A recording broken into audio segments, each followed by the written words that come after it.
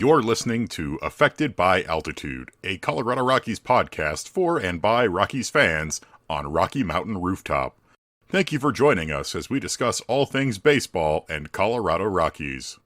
Hello, everybody. Welcome to another edition of Affected by Altitude, a Colorado Rockies podcast for Rocky Mountain Rooftop Network, part of the Fans First Sports Network. I'm your host, Skyler Timmons, joined here in his hoodie and CU Buffaloes hat. It's Evan Lang. I'm actually going to set it because this is a dope Maxi Minor hoodie that I got for Christmas. So there you go. That is sweet. We got Evan Lang here, and we're not alone. We've got a special guest coming over from the DNVR Rockies podcast, doing all kinds of stuff over there. It's Christian Saez. What's up, guys? My hoodie is not as cool. It's just a Bass Pro Shops, all black. But, in spirit, I'm with you guys and repping the Denver sports. I don't know. I feel like a lot of sports fans will be all about the Bass Pro Shop. Right. I've got plenty of, Nuggets, Avs, Rockies, Broncos stuff in the closet. We'll just stick with that. Well, I mean, you haven't seen probably my off-season hat, which is my dad hat that a family member got from me while they were in Hawaii. It's just got a chicken on it. Nice. There you go. See, getting creative. It's the off-season hat. Yeah. But I figured I'd rep the Buffs because if all goes well on day of recording, one Mr. Travis Hunter has won the Heisman when you are listening to this. Did you see that video of them playing catch in the streets of New York? Of Shador and that was. Can you imagine just driving down New York, some random street in New York, and you just see Shador playing catch, as you pass? Nothing. He's getting ready to get drafted by the Giants. Yeah. But yeah, we're grateful to have you here, Christian. Happy to be here. Joined on with the Rockies DNVR about halfway through last season. Yeah, I think I started like the day after the All-Star break. So the All-Star break was kind of the last, piece of content that we had without me on it. And then once the All-Star break wrapped up, I jumped in and spent the first few months just trying to kind of get my feet wet. And now that the ball's rolling, I'm able to do a little bit more and to go places. So just went to the winter meetings in Dallas, which was great. And it's been good. I feel like, I know the Rockies are a tough team to cover sometimes, but I do feel like the confidence is starting to grow around the program, around the franchise. There's still a long way to go to be successful, but I think there are certain pieces that are falling into place that can give the fans a reason to be excited. So I feel like I'm coming in at the right time, and hopefully we can just go up from here. Yeah, no, and you do a lot of good stuff. So the podcasting part's usually. That's the fun part of all this. Yeah, it is. Writing, take it or leave it. Yeah, especially like this is probably the most active, and we'll talk about it more a little bit later, but the most the Rockies are going to give us to all write about for most of the offseason because it's a long offseason, and the Rockies don't do a whole lot over the offseason. It'll get sprinkled in there, but the winter meetings and stuff generally tend to be where we get the most content. Yeah.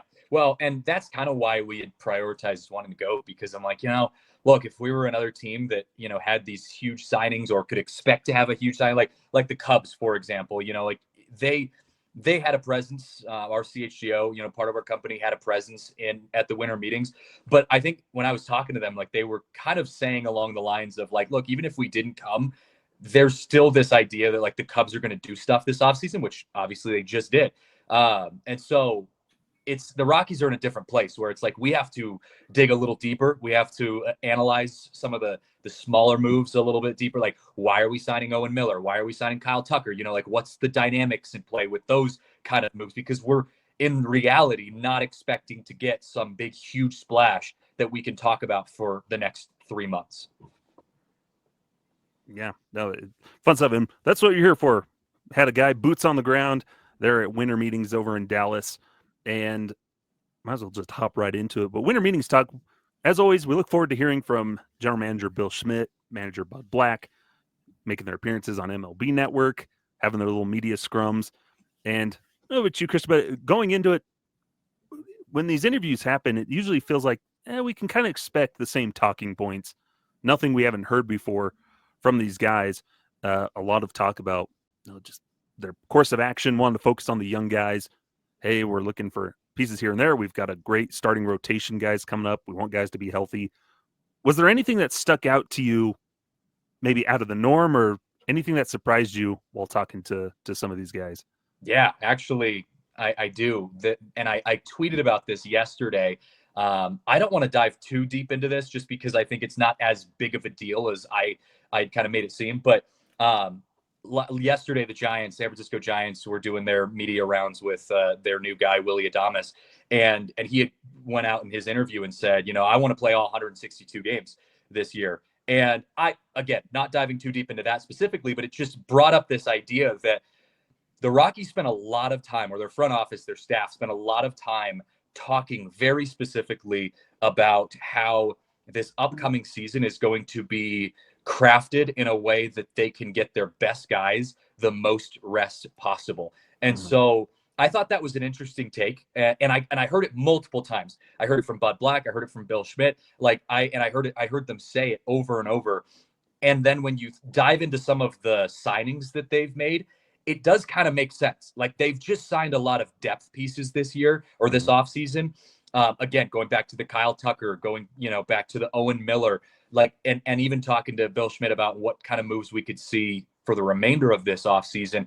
His answers to me were just like, we're going to be signing, non-roster invite depth pieces, because we want to get guys like Ryan McMahon, Brenton Doyle, these bigger pieces on the Rockies roster. We want to get them as much rest as possible, because I think even though they won't come out and say that, the explanation in my mind when I hear that is, we know this isn't going to be a year we make it to the playoffs. So we're going to kind of use this as a development year, keep the guys who are already on our roster, who are a long-term solution, rested and healthy, and allow the young bullpen, the young arms, allow them to kind of get some big league experience. That's the overall vibe that I got from this winter meetings, was just that that's kind of going to be what we're going to expect from this upcoming year. So we'll see how that plays out, but that was the overall encompassing, figure that I took from that. Yeah, it's interesting how much they're talking about it this year, because I do feel like they have talked about it in previous years. They talked about it last year. Well, one of the reasons why we brought in Jake Cave is to be able to back up Brenton Doyle, and so Brenton Doyle can rest more. Then Brenton Doyle plays, 149 games. Ryan McMahon played 153 and Tovar played 157.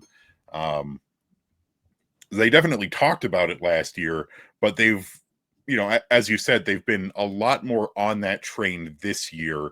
And I do hope this is the beginning of a trend of the organization being a little bit more transparent with the realistic expectations of what's going to happen over a season, because what we re-signed Bud Black, we bring him back as manager. Bill Schmidt, right after the season ends, they're both going, well, we think we can be competitive, but it's a little, when they keep saying, well, one of our major goals is to make sure that our stars can rest a little bit more, is showing a little bit more transparency of, well, we said that, but we don't actually really think it.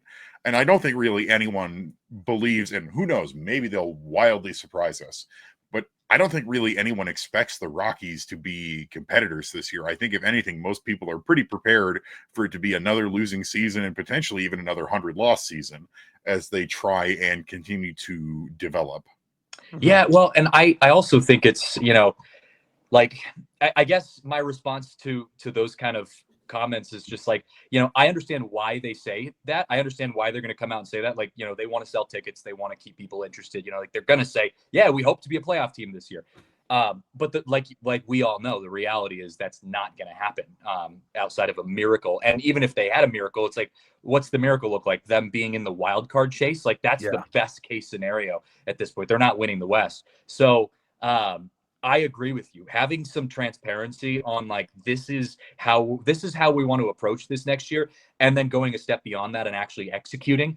I want to see that rotation a little bit more. I want to see guys getting rest. If we are embracing this as a development season for the Rockies, I want them to do that. I don't want them sitting Drew Romo because his bat isn't swinging. I don't want him, them doing those kind of things. I want to see them actually committing to that development. So that's going to be the biggest question mark for me next year.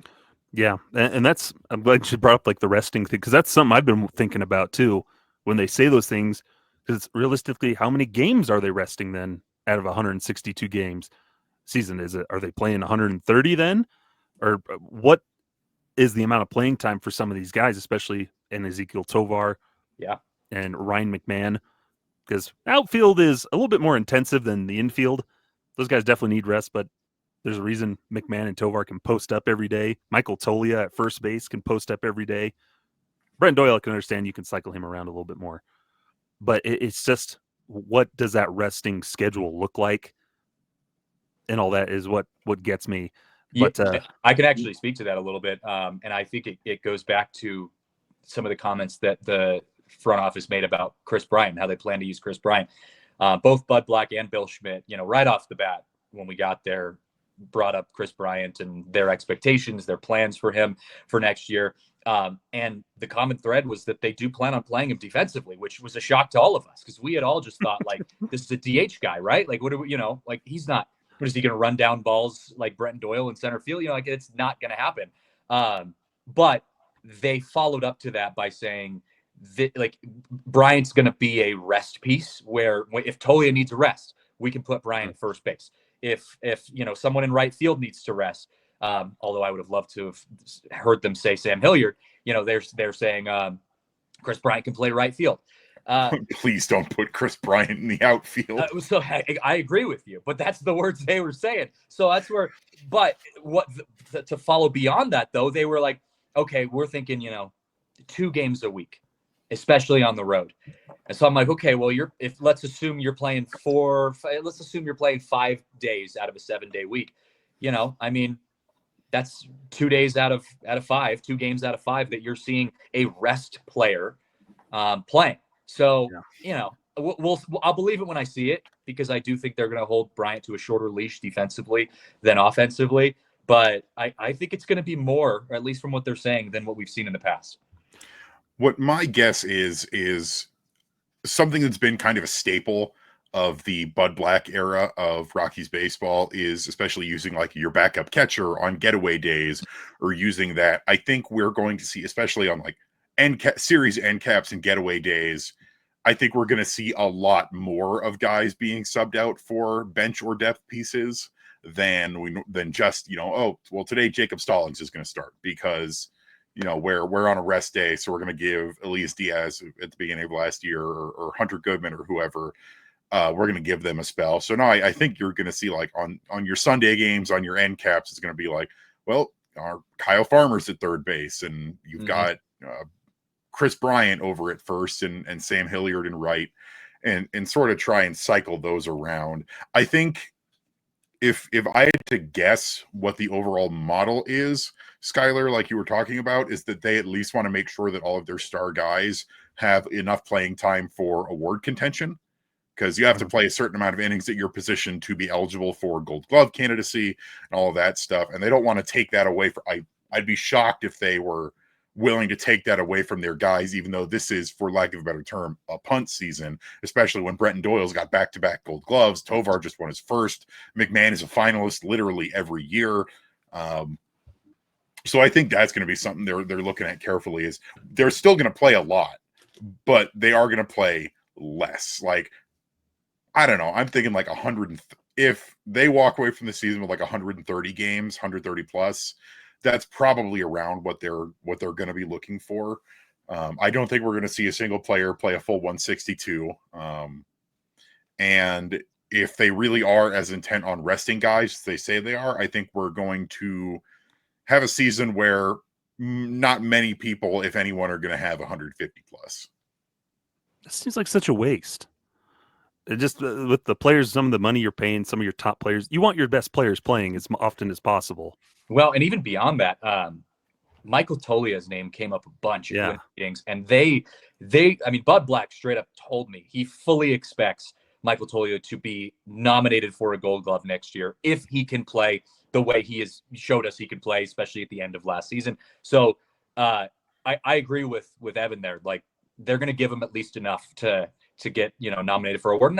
And I do think there is a part of that like they know there's a business side of this. Like, you got to sell tickets. Like, no one wants to come to the ballpark to watch, Kyle Farmer play shortstop instead of Ezekiel Tovar, So there is that part of it too that they're going to have to lean into.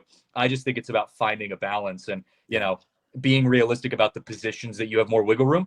Evan brought up Jacob Stallings. I want to see Drew Romo or Hunter Goodman in catcher's gear significantly more than I want to see Jacob Stallings. I love Jacob Stallings. Glad he's, still playing pretty well. He's a placeholder. But I want to see the guys who could possibly be the future catcher for the Rockies playing catcher. So I hope they lean a little deeper into those positions. Yeah, and for Romo, it's frustrating because we had that whole span at the end of the season where he just did not play. Yeah. And it's like the Rockies have hung their hat on over the last couple seasons of we only need 2 catchers. We've got an established catching core. I want to see them enter this season with 3+ people who can play catcher. I want the opening day 26-man roster to have Stallings, yes, but Goodman and Romo, and heck, Farmer will put on the catcher's gear if you ask him nicely enough. He will. Mm-hmm. Yeah. And something that I think that kind of ties into this real quick is their commitment to the youngsters. And I think what really benefited some of these younger guys is when, like you mentioned, they get to play every day. Michael Toglia mentioned it last season where he didn't have to worry about, once he took over at first base, that knowledge knowing, I'm going to be in the lineup every day. That helps with my preparation, getting ready for the game. And then we saw the effects of that, him improving at the plate, especially his patience, and gets the power in there, does great defensively. That's what you need, is more of your regulars instead of the constant shuffling of, am I going to be in the lineup today? Oh, never mind. It's Kyle Farmer who's playing instead of me. Mm-hmm. No, that's been the Rockies' problem for several years, is just committing to a lineup sometimes. And that is something I'm concerned about with bringing in, 3 different middle infielders. So Thairo Estrada now, Kyle Farmer, and we traded for Owen Miller earlier in the offseason. Is, I feel like guys like Aaron Schunk have definitely proven that they deserve at least a little bit more of a look. And I would hate to see Schunky, lose playing time to these veterans because, for better or for worse, we all know Bud Black prefers his veterans. He always will. That's sort of how he rolls. And he has been better at playing the younger guys. We get a lot of comments that's like, this team doesn't give any prospects a chance. It's all veterans all the time. And it's like, okay, well, he's back there because that's literally not what we've been seeing over the last couple of years. But at the same time, we still do see some veterans getting preferential treatment over the younger guys. And I get that because they've been in the league longer and you maybe trust them a little bit more. But I feel like in the 40 or so games that Aaron Schunk played last year, he showed a lot of patience. He showed a lot of development. He showed a great attitude considering he wasn't getting that much playing time. And I would hate for him to lose playing time to your Kyle Farmers, your Owen Millers. I think we're looking at, Thairo Estrada is going to be your starting second baseman for the year. I would be shocked if it's not, especially with Bill Schmidt and Bud Black specifically saying that Farmer is utility. He will play where needed, as needed. So you've got a starting second baseman and you've got a starting utility guy, but I would love to see them just shuffle in Aaron Schunk a little bit more because he's shown this great versatility as a utility player where he's been able to. He picked up shortstop during spring training last year and played it very well. And so you can have him come in and be the guy who spells Ezekiel Tovar or be the guy who spells Thairo, or you can put him at third base to spell Ryan McMahon. But I just want to let him, even though it's going to be in a utility role, play more than he did last year. Yeah, and I agree with you. And I think it was a bit of a surprise to me when we were doing a roundtable with Bill Schmidt, us, me and the other reporters, and I think Patrick Saunders was the one who tossed up Shunk's name to Schmidt. And Schmidt gave like a decent quote where he was just kind of like, we were impressed by what we saw from Schunk, towards the end of the season. But like, that was it. And then he went on to say, but we're still looking for someone else. And he completely glossed over it. And I think all of us, afterwards were kind of shaking our heads like, wow, that was like, I mean, he didn't seem like he had a lot of faith in Aaron Schunk. So maybe it was just him already having in the back of his head that like, yeah, you guys don't know this yet, but we've got Estrada kind of lined up. And, so maybe that's why he acted that way. But I don't know if they were as confident in Schunk as we all are, because I agree with you. I want to see Schunk at least just get more outings. His defense has shown to be really solid. His bat picked up towards the end of the season. He went on a significant game hitting streak. I don't remember the exact number, but he was doing pretty well towards the end of the year. So I'd love to see more Aaron Schunk. I just think that's going to be one of those stories that we all come back here, a couple months into the season and say, what happened to Aaron Schunk? Where did he go? We haven't seen him yet. Yeah, and a lot of it's kind of a hesitance to, like we were saying, commit to some guys and just let them run a course, see what you've got. Hey, if it's not working out, okay, we can move on. See Elehuris Montero. Yeah. Got a fair shake, and then it's not working out. Moved on. Oh, Michael Tully is working out now. Yeah, and for your Montes and such, it was we'll be the first to admit it took them too long to give him that fair shake, and then when he got his fair shake, it was pretty evident he's not your guy.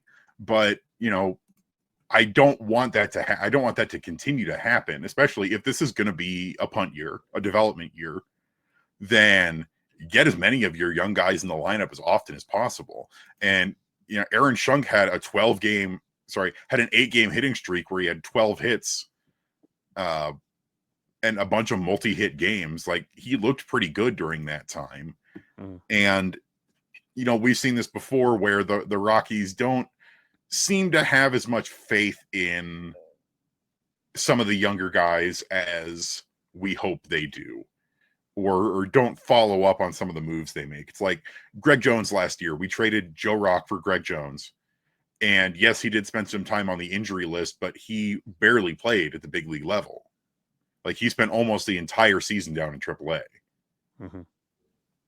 Yeah. Yeah, there's just a lot of depth too in the minor leagues right now, in the system right now. So that's where I agree with you. And I think Rockies fans are going to get pretty ticked off if we don't start seeing that quicker decision making by the front office or even by the management, like Bud Black and company. Just because, okay, if there's a starting pitcher who's not playing well right now, it's like, bring me Dollander. I don't want to wait until July to see these guys making an appearance at Coors Field. Like, I want to see them now, because if this is going to be a punt year, then make it a punt year. Actually embrace it. Sure, go put your best product out there when you step foot on the field, but beyond that, like, attack this season strategically. And I do think they are. I do think they know that. I think, when I had breakfast with Bud Black, he seemed a little different mindset wise than what I had gotten from him at the end of last season. I do think he's ready to approach this season aggressively from a development standpoint. And I think Bill Schmidt kind of made that clear on MLB Network when he said, Dollander is going to be getting that big league invite, and we're all in on it. And so I think we're going to see some improvements, but how quickly we're going to see that, that's still up in the air. Yeah. Because they've shown that if they commit to a young guy, it can have great results. Mm-hmm. And sometimes it's not necessarily if they want to, but their hand is forced. Like last year with all of the injuries that we had, their hands got forced. And so that's why Nolan Jones and Brenton Doyle ended up playing almost the full season, and it was worth it. And so I'd love to see them commit to it and actually go, okay, well, instead of having our hands be forced, let's just do it.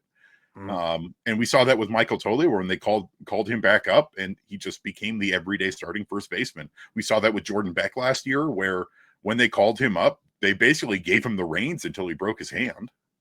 Yeah. Well, even the bullpen, the bullpen at the end of the year, the Rockies pitching was terrible. It wasn't as much from an injury standpoint, although there were some, banged up pitchers towards the end of the year, but they were just so bad that they were like, fine, we're just going to start bringing all these new guys up. And finally the Rockies bullpen became good for a little bit. And everyone's talking about that. That was every other national outlet, every other national media or non-Rockies media, when I would talk to them, brought up the bullpen, because I think everyone realized, like, oh, you guys have some dudes that throw really hard and look really good. And there's so more coming. I think that was huge. Yeah, it was Angel Chivier, Luis Peralta, Seth Halverson, Jaden Hill, and Jeff Criswell was up there as well. Criswell was a surprise because Criswell often really struggled in AAA, which I get is a very tough environment, but he came up and he dealt. And Victor Vodnik as well, really good.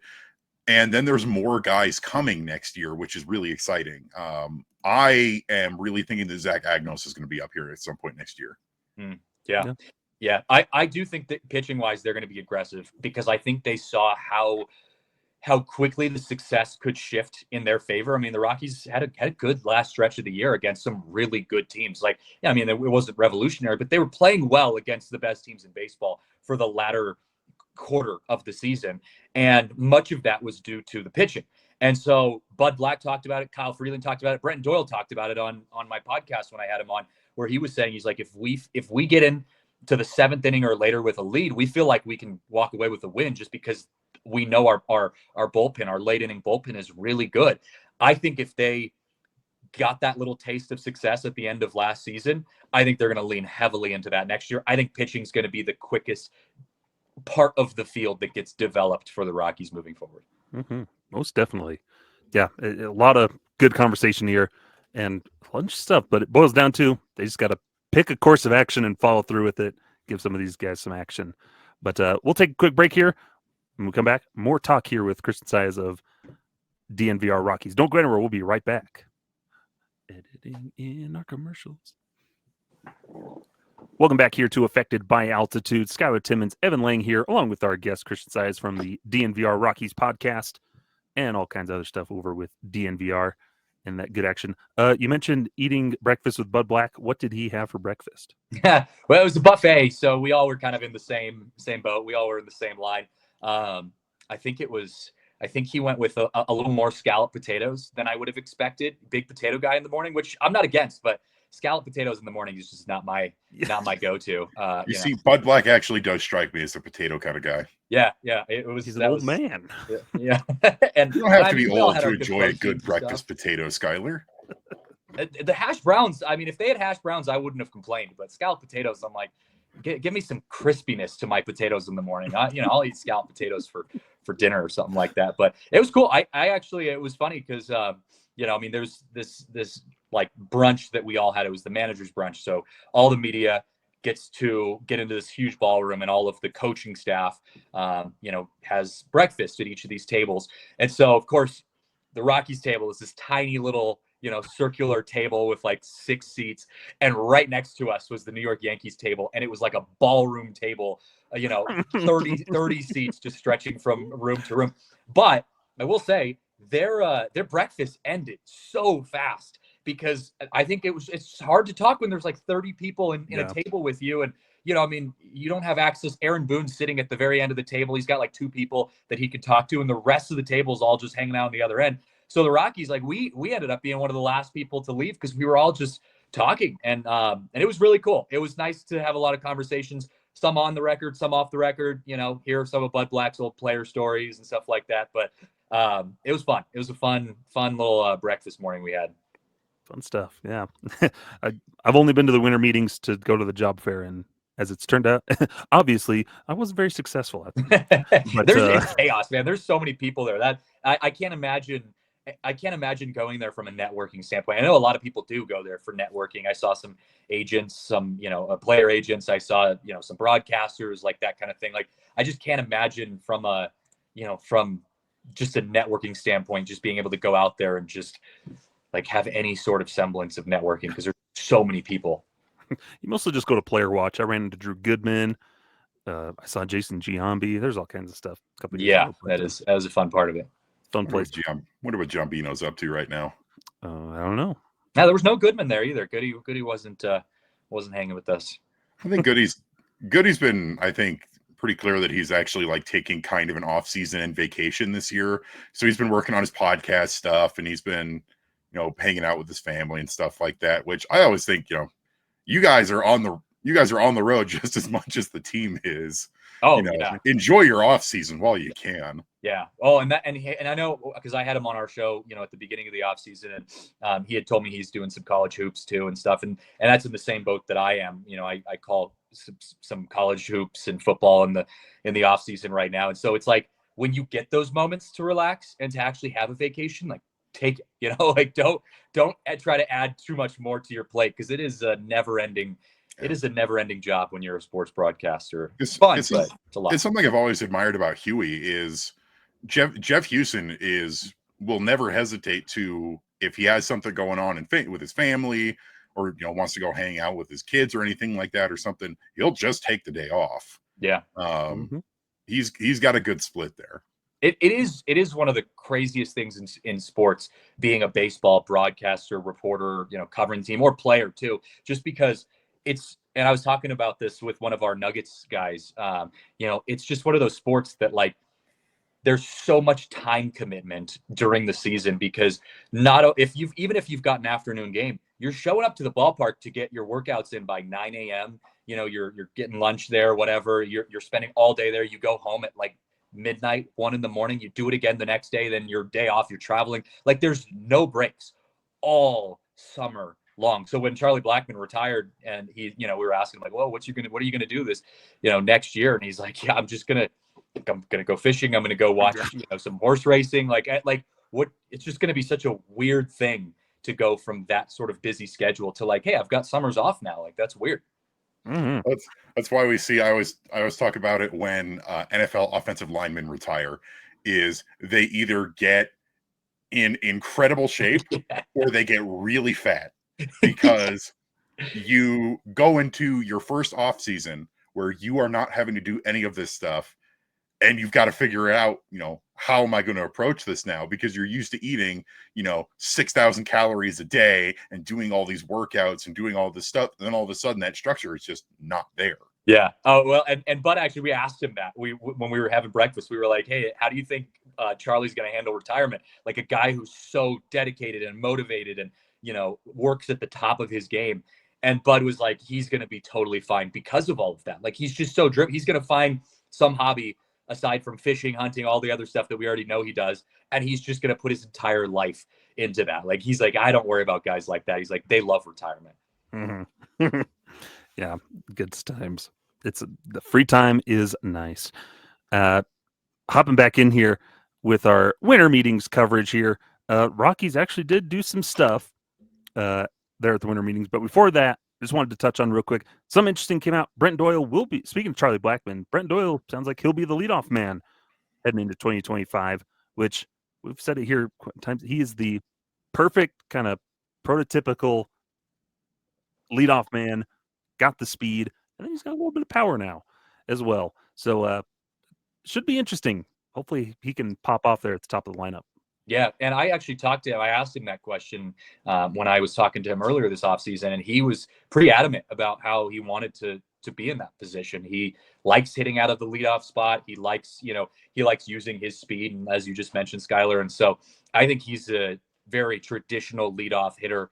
I do think it could be more of a rotation, like between him and Tovar and that kind of thing, to see who ends up leading off. But if he's aggressive and he can get on base, and he shows that he can get on base really well, I think Bud really likes him at the top of the order like that. He just said his only thing that, kind of stumps him sometimes is figuring out whether or not he wants to swing at the first pitch. Like really, and that's every leadoff man's question mark. And in terms of player type, I really don't think there is a player better suited to take over Charlie's leadoff role than Brenton Doyle, because he's got that combination of, speed and power, ability to hit. I'm just really curious how it's going to go, because last year in the leadoff spot, Doyle didn't actually do that well. He only had an OPS of 338 in 50 at-bats in the leadoff spot. And I'm hoping more consistency there will sort of get him more set into it, but it's going to be really interesting to see, because it's a tough adjustment from doing your best hitting in the middle of the lineup to all of a sudden you're batting first. Yeah, and I think beyond that, there's going to be this push towards getting your best hitters as many at bats as possible, because the offense for the Rockies has been atrocious last year, and I think it was one of the more surprising things. Everyone expected the pitching to be really bad, and the pitching ended up showing up in the end of the year like, hey, we're actually feeling okay about this, but the hitting was terrible. And so Bud Black had also said, we want to get our best hitters as many at bats as possible, and just statistically, the leadoff hitter gets a lot more at bats throughout the course of an entire season. So hopefully Doyle's bat can continue to improve. I don't see it falling off at all. I think he's putting a lot of focus on that. He knows his defense is good. His entire focus right now is his bat. But I think he could be a sneaky good leadoff guy. I'm excited. Oh, yeah, absolutely.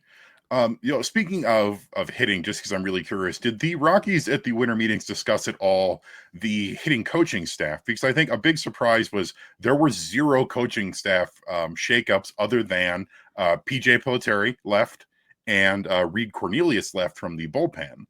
And they haven't hired or brought in anyone new. So I was just curious if there were any rumblings on if they are just going to go with a smaller hitting coaching staff in 2025. I can give you a quote directly from Bill Schmidt on that. He said, quote, "We're confident with the guys that we have." It was tossed out there to him during our roundtable, and and it wasn't necessarily as direct as yours. It was more of just like, hey, how do you feel about your coaching staff going into this upcoming year from a development standpoint, hitting all of that? And that was his response. We're confident with the guys that we have. So I don't think there's going to be any, I don't think there's been too much discussion behind the scenes. I do think the Rockies are very, very confident and also reliant on their farm system being their saviors, for better or worse. We're putting all of our eggs in this basket. We're going to make a couple of small moves throughout the next couple of years to supplement that as we hopefully get better, along the way. But we're expecting Dollander and company to save our franchise. And that's really the attitude I think we're taking going into these next few years. Yeah. And I think it was Thomas Harding wrote in the newsletter earlier this offseason that the Rockies just felt that to simplify the translation of information to less hitting coaches so it can make it a simpler, more streamlined process. Yeah, and that makes sense. I was honestly more curious if there was someone they were going to move into an assistant role, kind of like what PJ was doing, especially after they sent Nick Wilson as the hitting coach in the Arizona Fall League, because one of the big things was that that's been talked about in some Rocky circles is that Nick Wilson is kind of being groomed to be an eventual big league hitting coach. So I was curious to see if they would move anyone into that other slot or just keep the two-man thing of Andy and Bam Bam, which, from what you guys are both telling me, sounds like they're just going to roll with Andy and Bam Bam for this year and see how it goes. Yeah. And to be honest, Evan, I just think the coaching is the least of their worries right now. And I'm not saying that that's the right course of action, because I think it's going to be important when you've got all these young guys who've never played in a big league uniform yet, getting up to the bigs. You want to make sure you have coaches that can handle that and can, really take advantage of that. But I just don't see that being a focal point for the Rockies. Again, for better or worse, they just seem to be only focused on the management on the field type of thing. Fair enough. But moving along here to transition over, Rockies actually did some stuff. It wasn't a whole lot, but they did some stuff. So it's more than maybe the Padres or the Diamondbacks did. But heading into the winter meetings, they did sign catcher Austin Nola to a minor league deal, mostly as a depth piece. Who knows what will happen there? I guess he's mostly just a backup, just in case Goodman or Romo don't really pan out, so to speak, in a way. But not much to talk about there. But with Thairo Estrada, we alluded to it before, signing Thairo Estrada to a 1-year deal, does have an option for next year to play second base. It sounds like he will be our primary second baseman after a couple of good years in San Francisco and was injured quite a bit last season and struggled because he was playing through some injuries as well. But thoughts on Thairo Estrada? What was the buzz around winter meetings when Thairo Estrada news finally comes through? Yeah, well, I actually think it was a sneaky good signing for the Rockies. And everyone that I talked to, even non-Rockies reporters that I talked to, said we're kind of feeling the same. Given the lack of moves we all kind of expected from the Rockies, we weren't expecting to see some huge splash. And they all but told us that they weren't going to make a big splash this offseason. So to have a signing like Thairo Estrada to replace Brendan Rodgers, a guy who, there's a lot of emotions surrounding him being released, especially being released without getting anything in return from. So I think to be able to pick up Thairo Estrada, a guy who in his good years is a plus bat and a plus glove and really only just had one bad year, and to get him for a decent price too. I mean, they're only paying him $4 million, I think, over with incentives over the course of the year. So to get him for a decent price, I think it could be good. I think he could be a great combination up the middle with Ezequiel Tovar. I think his defense, is plenty serviceable. It's just a matter of what his bat does. But I think it was fine. I think it was as good as we could have expected from the Rockies here. Yeah, and I think our biggest concern, and one of my biggest concerns, is not necessarily with signing Thairo himself, and I'll get into that in just a second, but more of that. One of the reasons why they cut loose from Rogers was the money. He's due approximately $5.5 million, and now they've spent about $8 million on two players that they are banking to rebound, instead of just keeping Brendan Rodgers and maybe saving some of that money, especially when it's, the Rockies are supposed to be in kind of a money-saving mode right now. I think there would be less talk about that, for me, from Skyler, from other people, if they had just signed Thairo instead of also bringing in Kyle Farmer, the same night that they non-tendered Brendan Rodgers. Because I also, in a vacuum, I do like the Thairo signing.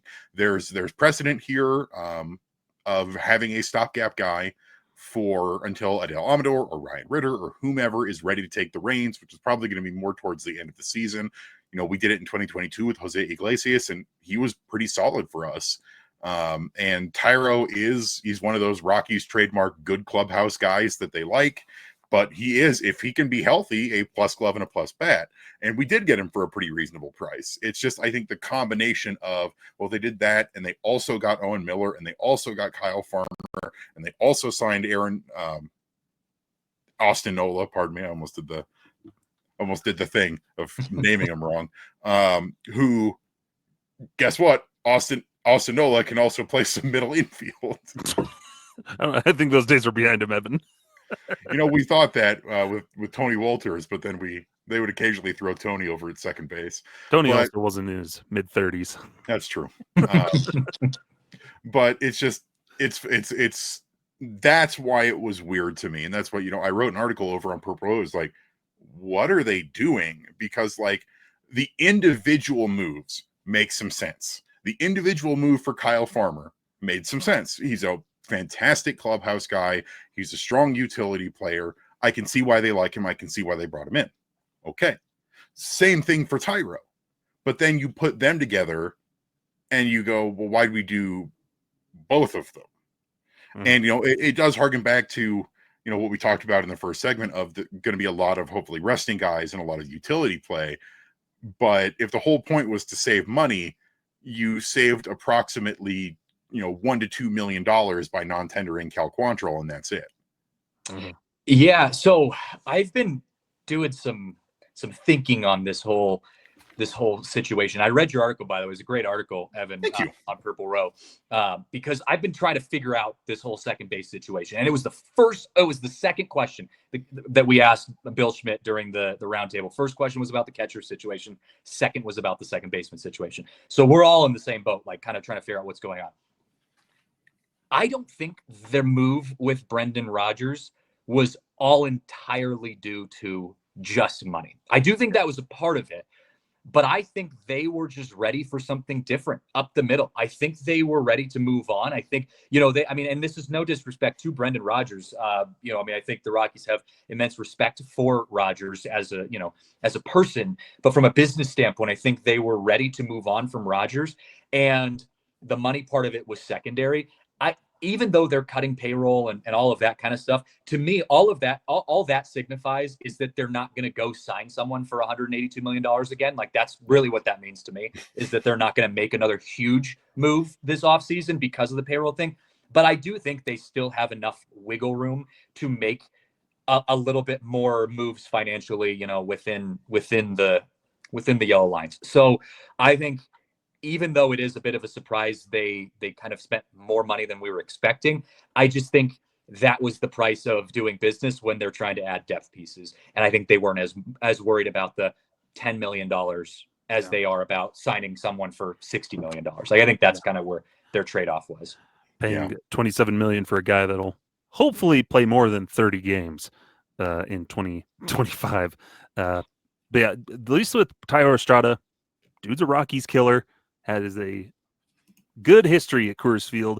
Hopefully that can translate and everything. That's what they need. And he's got an OPS of 1,000 at Coors Field. Yeah, I know. I posted that yesterday, and I was like, yeah, this guy's been great against Rockies pitching. And as I'm posting this, I'm like, all my comments are just going to be, well, it's Rockies pitching. What did you expect? I'm like, all right.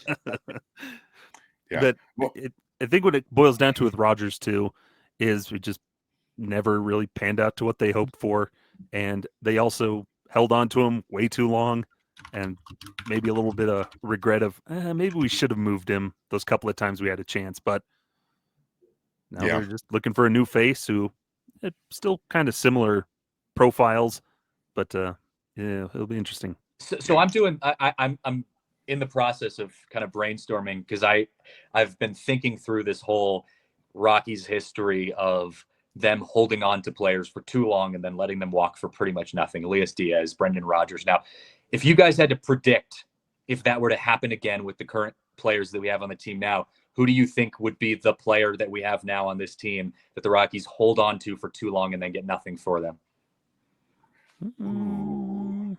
That's a good question. That is a good question. I know mine. I just want to know what you guys think. Nolan Jones. Okay, that's a good one. I hadn't thought about that. If he cannot turn things around, then not only is that going to look like a trade that didn't really pan out, but at the same time, he's going to eventually leave the team. And for what it's worth, I hope he can turn things around. He had a rough year last year for a lot of different reasons. Yeah. And I love Nolan Jones. I think he's a great guy, but I think for me might be Zach Veen. Ooh. See, I'm going towards Rymack. I think the Rockies still have some value in Rymack. Obviously, he's an incredible third baseman. Yeah. His bat's there when he's not streaky. But I just feel like he's just the poster child of the type of player that the Rockies hold on to for sentimental reasons. Understandably so. We love him here. But then in the end of it, you just, he's run his course and you let him walk and you're just like, what the hell happened?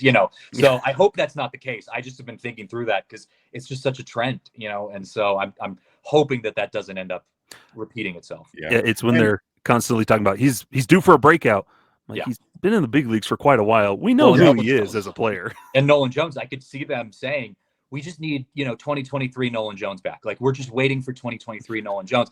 And if that player never shows back up, you're waiting. Bill, it's the same as we just need 2018 Kyle Freeland back. We just need 2019 Erman back. It's that same kind of thing. And but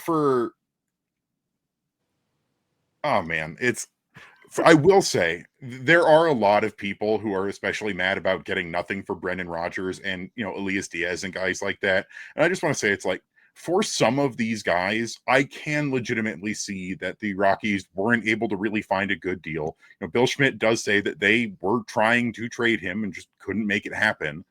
I think especially after, Rodgers has, and this is, again, not to denigrate Brendan Rodgers, but after years of largely failing to live up to his draft pedigree and not really being able to replicate his defensive standout season in 2022, I do think there wasn't much of a market there for him. And sometimes you've got to make that decision. And then, especially for Elias Diaz at the deadline last year, people keep forgetting that Elias Diaz had 2 bum hamstrings and could barely walk, when he was hitting. So that's going to obliterate the trade value for a guy like that. And the fact that the only team that picked him up after was a couple weeks later was the Padres on a minor league deal. I think those two are reasonable. And there are of course, there are plenty of examples where the Rockies held on to a guy too long and got nothing for him. And it was not reasonable, your John Grays and stuff like that. But I do think for Rodgers, for Quantrill, and for Elias Diaz, it's a bit more understandable that they weren't able to really get what they would view as a good deal. Well, Quantrill was owed $9 million? Yeah. That's way too much, for him, and nothing against Quantrill, but it just from a business standpoint. And we had even talked about that in Dallas. Like the Quantrill one made a lot of sense because his output wasn't where his value was. So I think, I agree with you, Evan. It's not a shock. It's just, I think it's just frustrating emotionally for the fans that say we were hoping this guy was going to be our Charlie Condon, and he just never got there. And so now we're just trying to find someone to blame, understandably. Yeah. But Thairo Estrada rounded it back out. Hopefully it pans out. Like you said, we have the precedent of the stopgap guy the Venezuelan stopgap guy for a year and everything until one of those prospects is ready and whatnot. But good stuff. But does he join the Mets in 2 years and inexplicably become a pop sensation? Yeah. What's his pop star career what's like? what's his song? What's his new song going to be?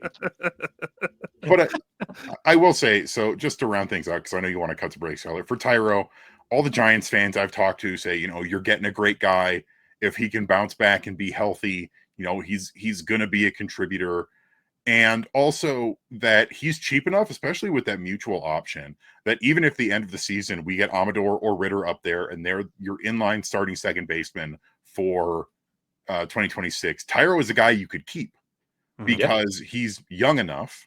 He's only just now, 28 or 29? He's turning 29, soon. But yeah. And he can move over to shortstop, over to third base. He can play a little bit of outfield. He can be a guy that you keep. So yeah, on its head, I like Thairo. I'm hoping it's going to work out really well for us. I was watching some of his highlights too, and I was getting excited. I come from a Giants household, so my family knows him pretty well from just the last few years of watching him play. And man, I like seeing some of his highlights, even just against the Rockies. I'm like, this dude can ball. Like, I'm excited to see him and Tovar up the middle. Yeah, should be good. We'll go ahead and take another quick break here. When we come back, we'll touch on the quick little draft lotto and then a potential free agent that the Rockies have interacted with. So don't go anywhere. We'll be right back here on Affected by Altitude. Here on Affected by Altitude, our final segment here, Skyler and Evan here, along with Christian Saez from the DNVR Rockies podcast. And rounding things out here, probably one of the biggest pieces of news coming out of the winter meetings was the draft lottery, or I guess the lottery draft. And Rockies came in with the top odds, tied with the top odds with the Marlins to get the number 1 pick, around like 22%.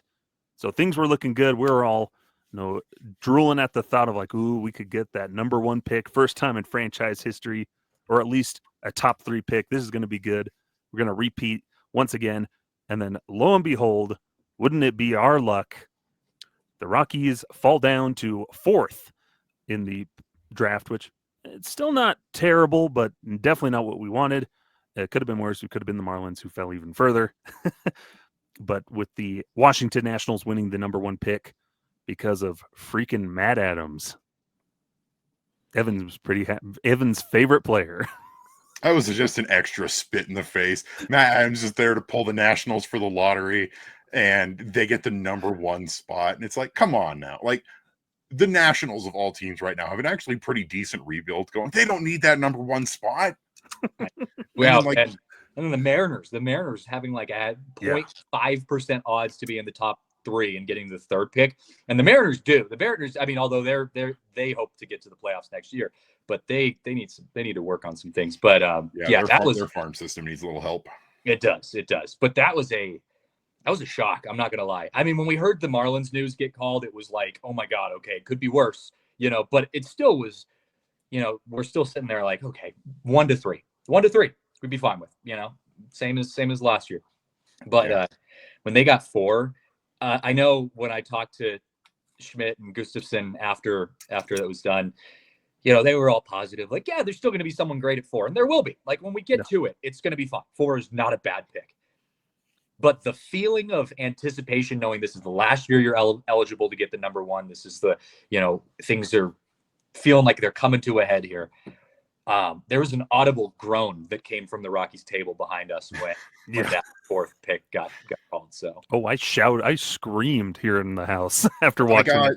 I wasn't watching live. I got the news in our Slack channel and was like, "Excuse me, what?" Yeah, at least we're not the Marlins. 7. Yeah, I know. That's all we can say though. Is like, at least we're not the Marlins. But still, it just, I couldn't help but. And I had our show, our Dallas show, live right after that. And my hope was to be like, okay, we're going to get like 1, 2, or 3, and we're going to ride this momentum into the show. And I came into it like, I'm not going to lie, this sucks. I don't mean to be that guy who says, oh, a 4th pick overall in the draft sucks. Because again, the reality is a 4th pick is still good. But given the expectations and the anticipation and knowing what the next years are going to look like, oh man, it was such a letdown. Yeah. And that goes back to that thing with, well, partly my personal thing. I don't trust their process of the lottery, but that machine thing. I just want a big, like, bingo style rotating thing. Just have guys come up and pick a ball out, and like, oh, here we go.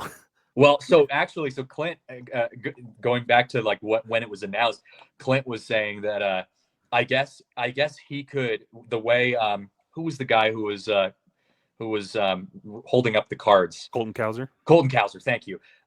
When Colton, where Clint was sitting right next to Colton Cowser, and when Colton would pull up the card, Clint could see before he held it up to everyone. He could see underneath to see who the team logo was. So he actually saw the Marlins card as it was getting pulled, and he's saying that he's sitting there thinking to himself like, "Oh my God, the Marlins are going to be pissed." But then the same thing happened when the Rockies card got pulled. Colton picks it up and goes to announce it, and he sees it, and he's sitting there just kind of like trying to keep a straight face, but in the back of his head thinking like, "Oh God, here we go. Rockies get the 4th pick." So he knew it before any of us even knew it while we were there. Mm-hmm. Yeah, frustrating, but it goes to show, like, the way the draft lottery is. It's the intent of it is to kind of discourage the tanking of what the Orioles did, who are now reaping those benefits. All that, and like what the Astros were doing. But now you can't rely on the draft entirely to get that number 1 pick and everything. So it kind of punishes teams like the Rockies, who they're not tanking, they're just bad and need that extra help. But even like you said, there's still so much talent. There's no guarantee that number 1 draft pick would have developed into what they needed. We've seen it before. Brendan Rodgers, we just talked about. A Greg Reynolds at number 2 or up there and whatnot. So it's not a guarantee those top picks will pan out. But man, it would have been nice because you can really strike gold there with that number 1 pick. Well, and Ethan Holiday was the guy who everyone was talking about being, and I had said it, the story writes itself. If Ethan Holiday, Matt Holiday, the connections there. People, and I want to get your guys' take on this, because people were kind of pushing back when I had said, I'd love to see Ethan Holiday in a Rockies uniform. And people were like, well, we've already got a shortstop. We've already got the shortstop. So why would we draft Ethan Holiday? I feel like, and correct me if you guys think I'm, wrong in this, I feel like you don't draft people based off of their defensive position. You draft people based off of your team needs. So who knows if they had drafted Ethan Holiday as a shortstop? Who knows what the shortstop position looks like 3 years from now or 2 years from now when he's even close enough to get to the bigs, and or if he's still playing shortstop by then. Maybe he's moved over to second. Maybe he's moved over to third. Who knows? So, but was there a specific, if they had gotten the number 1, were you guys also in favor of the Ethan Holiday move? Yes, 100%. Yeah. And I don't see Ethan Holiday sticking at shortstop no matter where he's drafted. I do think he has more of a future at second or third base, but he's really who I want. And I will say there is still a chance that Ethan Holiday is still on the board at number 4 in July. Well, Dolan dropped to 9 when the year we got him. Because you never know how the college season or how the high school season is going to go. And even if he's not, there are some really interesting guys in the top 10 prospect rankings right now. I'm big on left-handed Florida State pitcher Jamie Arnold. I brought up Cruz Schoolcraft, the 2-way player out of Sunset, Oregon, when we were talking about the draft last time, which sounds like a fake name. But there are a lot of really interesting guys, and you don't necessarily know how things are going to shake out over the season. But man, not getting that number 1. You had a 22.45% chance of the number 1 pick, and you don't get it, and you're not even in the top 3. That's brutal. Yeah. Oh well, that's the way the cookie crumbles. But hey, at least we didn't lose really a whole lot out of the Rule 5 draft. So consolation. Woo. But one last thing we wanted to talk about here really quickly. The thought of one of the biggest kind of free agent starting pitchers on the market coming over from Japan, Roki Sasaki, who actually the Rockies were one of the first teams to reach out to him. And Evan jumped with joy when he heard the news that the Rockies actually reached out to an international Japanese free agent. But Roki Sasaki, who's wanted to come over to the big leagues, we all kind of know the assumption of where he's going to sign. But hey, at least the Rockies have the slightest minuscules of chances. They're on the board. They're on the board. They reached out. They touched base. Agent Joel Wolf comes out and said, hey, maybe a smaller mid-market could be a better landing spot for him. Don't give me hope, Joel. Yeah, messing around and giving us hope. Here's why I think there is an inkling of hope. It's a combination of the fact that Bill Schmidt was one of the first in the top 3, if not the first, team to reach out to Joel Wolf. And in Joel Wolf's interview or press conference he did with us, he said multiple times that Sasaki was really shaken up over the last few years with the media, the Japanese media in Japan where he was playing, or the Korean media, that were really hard on him. And I think it took a big toll on him mentally.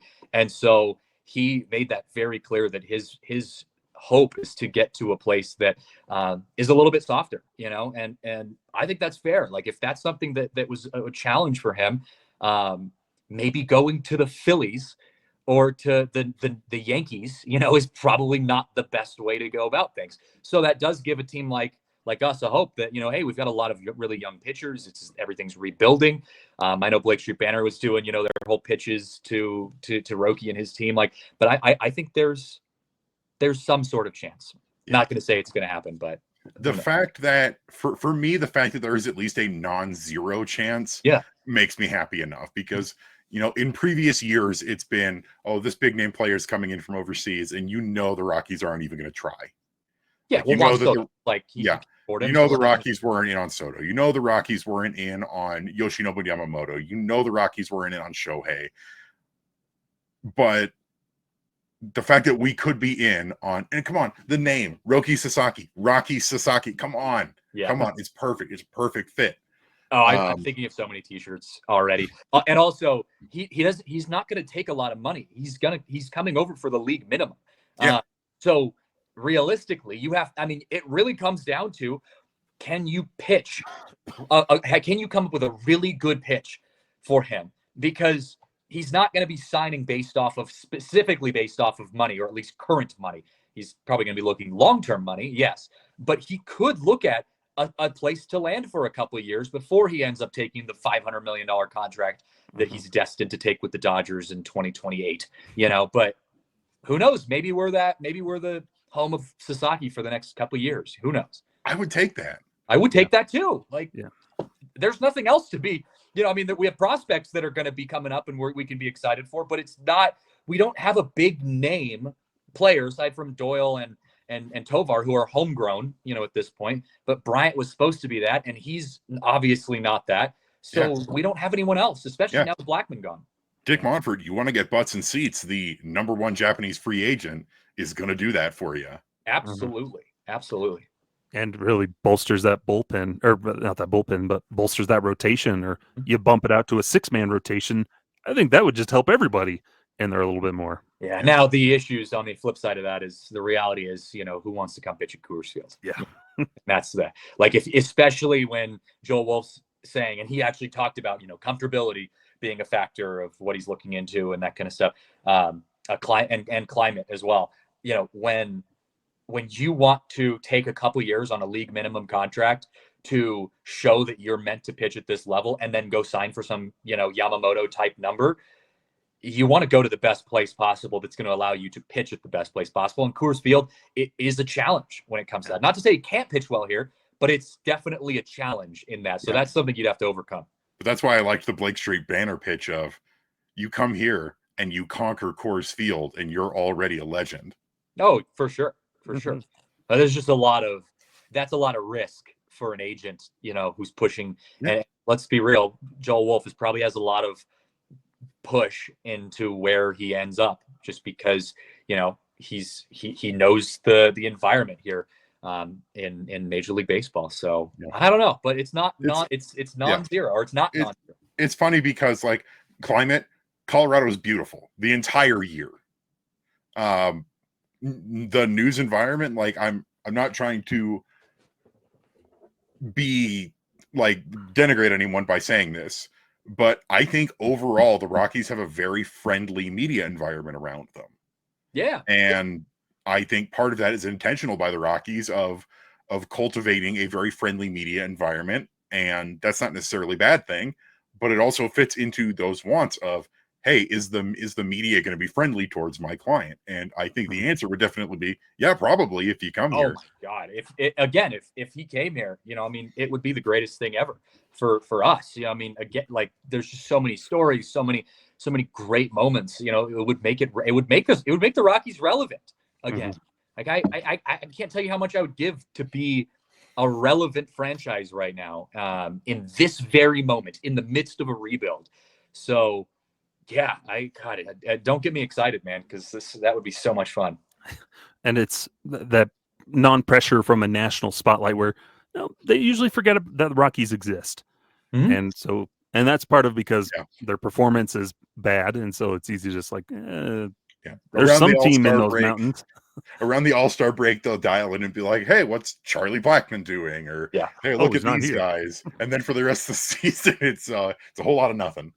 Well, yeah, like during the winter meetings, their MLB Network interviews is, I liked how you handled the Charlie Blackmon retirement. Like, there's no questions about anything with what the team's doing or their prospects. They're like, I liked how you handled Charlie Blackmon. I hated hearing them say that. They say it so much every time some national out. I loved how you guys handled the Charlie Blackmon. It's like, what does that even mean? Like, is there I mean, I guess there are bad ways to handle a icon's retirement, but of course they're going to handle it really well. Yeah, that's it's like ridiculous. Tried to give him a horse or anything. Yeah. Don't talk about what happened to that horse. But it's fun to at least be in that slight conversation like we never are with someone like Roki Sasaki. We can dream a little bit without it being completely unreasonable. Can you imagine the chaos that would ensue if we did make a splash like that? Like, because it's just no one's expecting it. Not a single person is expecting. I want it. Yeah. Hey, and you know what? Another thing you could pitch of is that 2 of like the 3 Japanese players that the Rockies ever had on their roster went on to be managers over in Japan. Kazumatsui and Masato Yoshi are both managers. Yeah, that was the downside though on our end, was that he was like, he's looking for some history and lineage of Japanese born players in your franchise, and I was like, well, the Rockies don't necessarily, they're not front runners in that. They're not non-existent, but they're not front runners. Hey, we had one of the most important home runs in 2007 postseason from Kaz Matsui. I love Kaz. You love it, yeah. And I liked Masato Yoshi. I thought, I was like 10 years old when he came to Colorado, and I thought he was cool, even though he didn't really have a great time here in Colorado. But we would love Sasaki though. We nicely as humanly possible. You know what? That does give me a question though. So talking about the rotation, I feel like there's got to be. So right now we have a 5-man rotation. It's Freeland, Marquez, Senzatela, Gomber, Feltner. Where's the room for a guy like Dollander, or if you brought in Sasaki? Like, at some point, there's got to be an odd man out in that rotation. I think personally, and this is not based off any conversations I've had, I just feel like it's bound to happen. Marquez or Senzatela's, I don't know if their health is going to last them a whole year.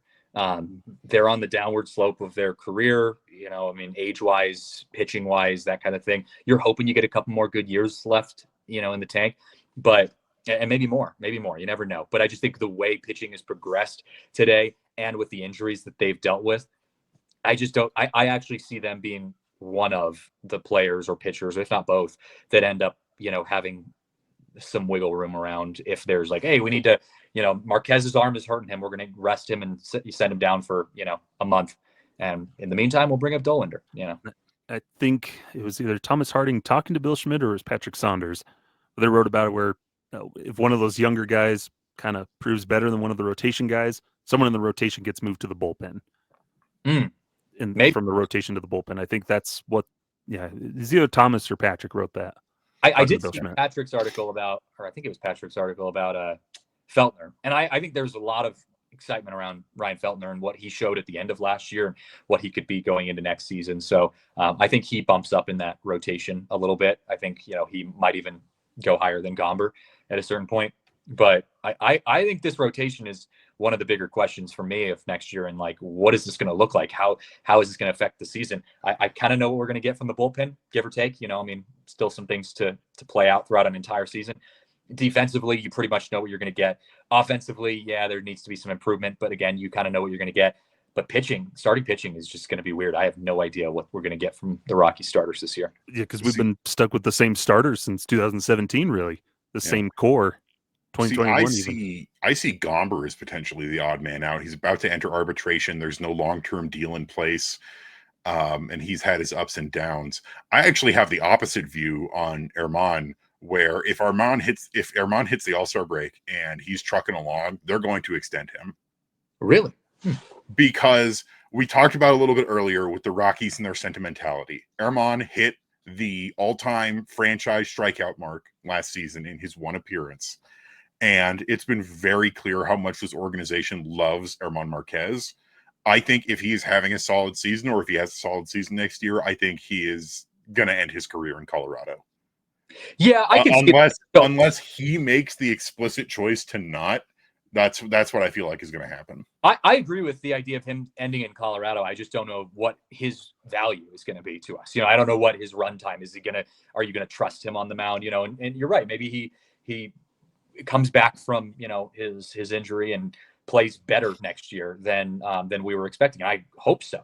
I think Senza, although he again was under really kind of weird circumstances coming back from injury at the end of the year.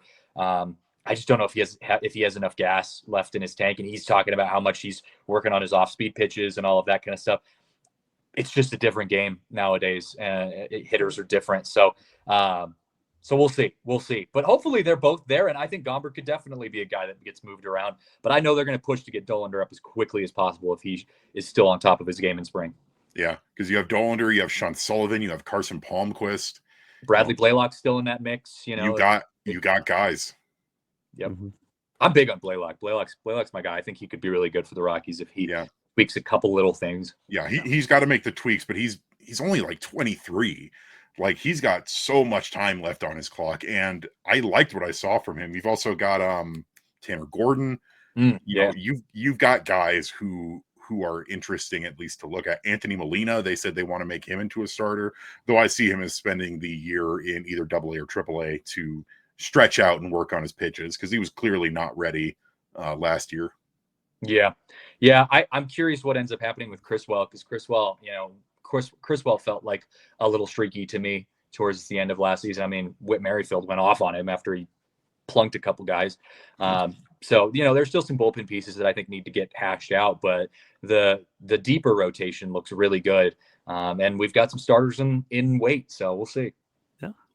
A lot of questions to be answered still this offseason with spring training just a couple months away. We're almost into January and everything.